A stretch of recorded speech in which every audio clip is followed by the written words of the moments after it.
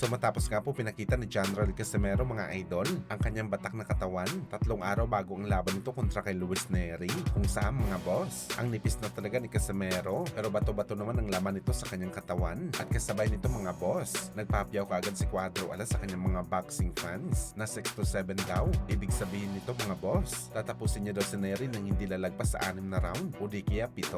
Sa madaling salita mga idol, masyadong matagal na para kay Alas ang 20 minutes na bakbakan para tapusin si Luis Nery. Dapat niya na talaga ito in-knockout sa bakbakan. Well, sana mga idol magawa ito ni Cuadro Alas at sana nakahanda ito na mabuti sa laban. Meron pa sana sapat na lakas si Alas para wasakin si Luis Nery sa ganitong round. Ayon pa nga mga idol sa boxing analyst na si JM Saysat, alam daw natin na delikado kalaban si Casimero sa unang quarter ng laban, pero kapag lumagpas na daw ng round 4, naduduwal na daw si Casimero sa sobrang pagod. Kaya abangan natin to mga boss. Exciting na laban to. Ito na siguro ang pinaka-exciting na laban ni Alas matapos ang naging laban nito kay Sulani Tete. Pero para sa ating mga boss, si Luis Nery talagang pinakamalupit na kalaban ni Casimero. Sa lahat ng nakalaban nito sa kanyang resume, mas angat talaga ang level nito kumpara sa mga nakalaban dati ni Cuadro Alas.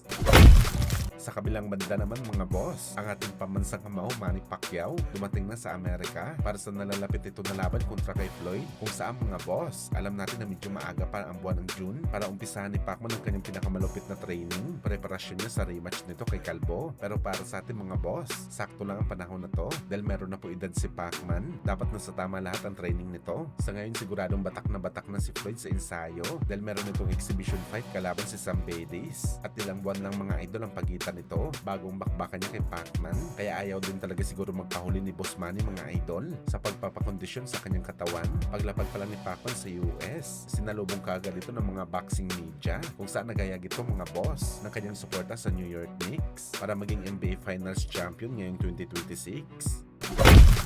Sa kabilang banda naman mga idol, si Chuchumi, dineklarang champion and resist na ng WBA, at Antonio Vargas mga idol, ginawang full champion na ng WBA, at paglalabanan nila mga boss ni Bam Rodriguez ang WBA title sa June 13, kung sa mga idol ayon po sa ruling ng WBA, tinanggal nila ang titulo kay Seiya Chuchumi dahil hindi nito magawang depensahan ng kanyang WBA title sa rason na may injury pa ito sa kanyang muka matapos ang naging laban nito kay Nonito Donaire Jr. Kaya tinawag ito na champion and resist mga boss. Pero dismiyado si Seiya Chuchumi sa ginawa ng WBA. Hindi man lang daw siya binigyan ng palugit mga boss kahit ilang buwan lamang para magpahilom sa kanyang sugat na tinamo nito sa laban niya kay Flash. Grabe talagang inabot ng hapon kay Donaire mga boss. Talagang ininda nito ang malulupit na kaliwa ng Pinoy. Halos pa 1 taon na ang nakalipas. Hindi pa rin nakakuha ng laban si Seiya Chuchumi. Hindi talaga sapat ang 12 months mga boss na pagpapagaling nito matapos makatanggap ng punishment sa laban kontra sa ating Pinoy legend.